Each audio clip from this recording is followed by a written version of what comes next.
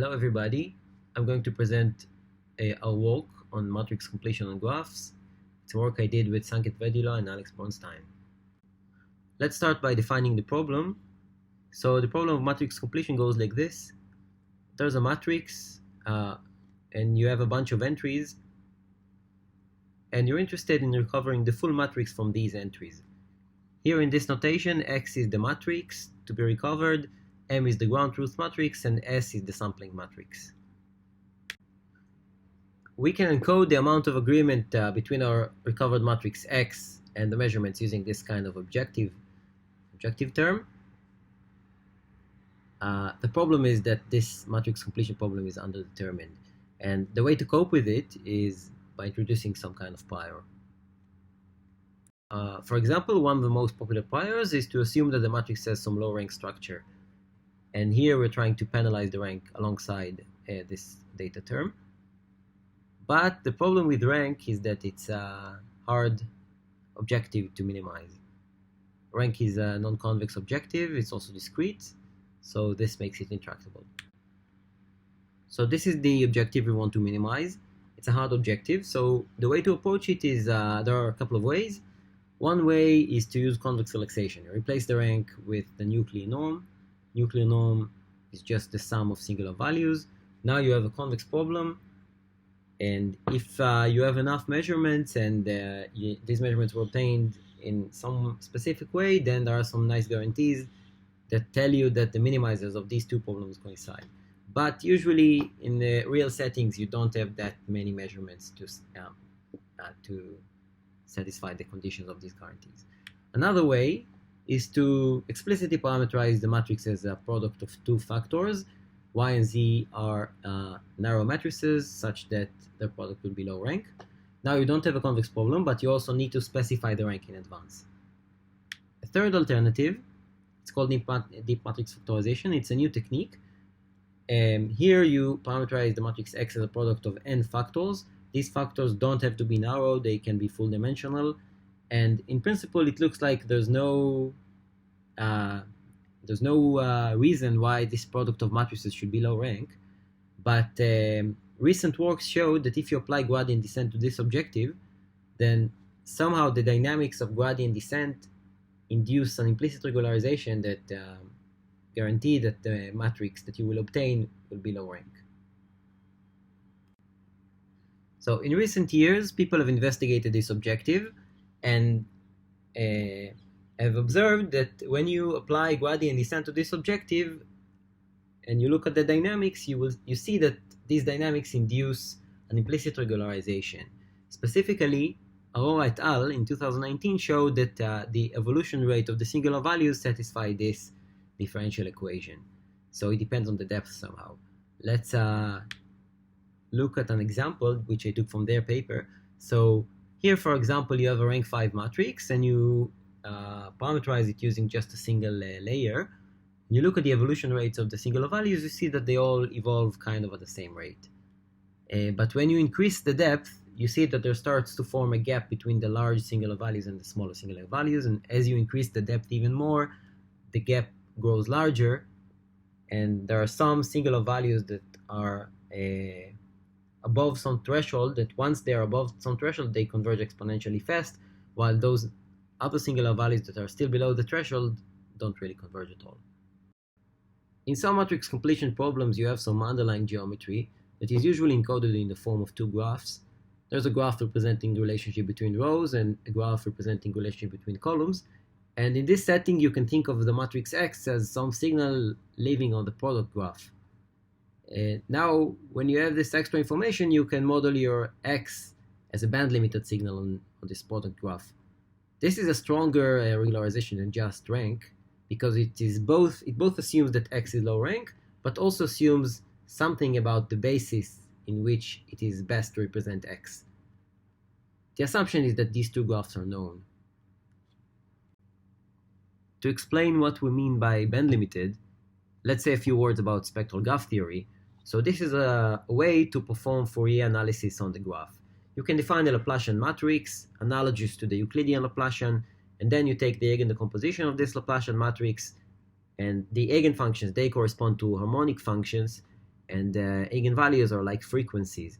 So here in the bottom, I have an illustration of this Fourier analysis on a graph.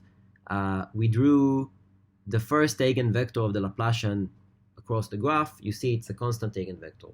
And the second eigenvector is a harmonic function with a single period. And as you increase the frequency, you will get more and more periods along the graph. So now equipped with this tool, we can define two Laplacian matrices, one for the row graph and one for the column graphs. And the Laplacian of the product graph is just the Kronecker sum of these two Laplacians. We are interested in modeling the matrix as a band-limited signal on the product graph. One way to do it is using this penalty called Dirichlet energy. It's a quadratic form with the Laplacian of this graph. If we just plug in this expression for the Laplacian of the product graph, we get that it decomposes into two terms. One measures smoothness along the rows and one measures smoothness along the columns. And if we take that together with our data term and the rank penalty, we get the following optimization problem. So this is our objective. And what we propose is to over-parameterize the matrix X as a product of three matrices. Now if we take this parameterization and plug it into the above objective, we get that problem. And by virtue of the evolution of the singular values throughout gradient descent, we can just discard the rank constraint. Why? Because if we just apply gradient descent to that unconstrained objective, we will get an implicit regularization forcing the product matrix to be low rank. We can give a geometric interpretation of this parameterization. We have these two graphs, the column graph and the row graph, and we can imagine that there is some latent graph G prime on which there is this signal Z that is transported onto the product graph, onto the reference graph by these two matrices A and B. And on the reference graph, we demand that this matrix be smooth. For example, if we have a special case that G prime is isomorphic to G, then Z can be a low rank matrix and A and B can be just permutations that when applied to Z, we will get some smooth matrix X with respect to the Laplacian of G. We can also represent the product matrix in the eigenbases of the two Laplacians. The benefit is that under this representation, the two Laplacians become diagonal matrices. Now you can just minimize this objective with gradient descent and you will get this implicit rank regularization. We call this method SGMC, which stands for Spectral Geometric Matrix Completion.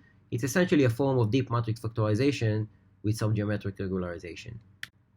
We have proposed a few modifications on top of the basic SGMC framework.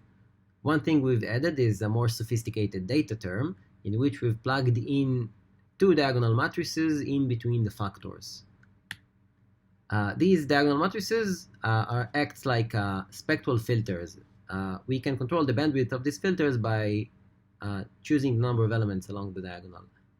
The overall effect of this term is a kind of inseparable spectral filter, kind of a mixture of smoothing between the rows and the columns that we were unable to achieve with just the Dirichlet energy. Another thing we've added is an approximate diagonalization term that acts as a regularization over the individual layers. We've called this extended framework SGMC-Z. Z stands for zoom out because we've taken inspiration from works that we and others did in the field of shape processing. Now, while these additional terms are not covered by the theory of Or et al., we've noticed that the dynamics of gradient descent are still as we expect. Let's do some comparison between the vanilla DMF and the SGMC method. Here we see what happens when we increase the training set density. At a very low training set density, both methods give kind of the same reconstruction error.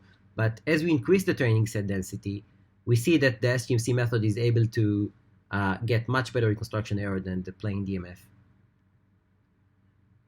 Another thing we investigate is the effect of the training set density on the effective rank. You see that for the DMF to recover the true rank, it takes much more samples than it is for SGMC. SGMC is able to recover the true rank even as low as 5% of the samples, and even for just 1% of the samples, it's able to recover something very close to the true rank. We can demonstrate the dynamics of these two methods. With 1% of the samples, you see that DMF is only able to recover 2 of the singular values, while SGMC is already recovering plenty. At 5%, SGMC recovers all the singular values, while DMF is still lagging behind. And even at 10%, DMF is not able to recover all the singular values, while SGMC has converged long ago. We can measure the effect of the rank of the underlying matrix on the reconstruction error. When the rank is very high, the model just doesn't fit the problem, so both methods perform poorly. But as the rank is decreased, we see that SGMC achieves a much better reconstruction error than just using plain DMF. Here we investigate the quality of the underlying graphs on the reconstruction error. We compare between 3 different SGMC networks with different numbers of layers. We perturb the graphs by adding edges according to some stochastic model. We see that when the graphs are perfect, it doesn't matter the number of layers, you can achieve very low reconstruction error with even just a single layer. But as we add more and more noise to the graphs, the implicit rank regularization really makes the difference. With a single layer, the reconstruction error becomes very high. But with 3 layers, because of the implicit rank regularization, we are able to achieve pretty low reconstruction error, because essentially the graphs are just useless in this case, and we converge to the DMF solution. We've applied our method to a few recommended system benchmarks and compared to a few leading methods in the literature. We can see that our methods achieve much better reconstruction error than many of the other methods, even compared to methods that use very complicated neural architectures. A common thing to do in recommended systems is a kind of stress test called cold start analysis. In this test, you choose a number of cold start users for which you eliminate most of the ratings, retaining only a few ratings. We see that even in the presence of a very large number of cold start users, our methods are able to achieve low reconstruction error compared to the plain DMF, and even compared to other methods that use much more sophisticated architectures. To conclude, we have shown a simple spectral technique for matrix completion that performs better than many other complex methods. It includes some kind of implicit graph learning. It's essentially a variant of DMF with different parameterization and geometric pairs. And if you read the paper, you will see that there are some useful interpretations related to shape analysis. We invite you to read our full paper, play with the Google Colab notebook, and download the code from our GitHub. Thank you.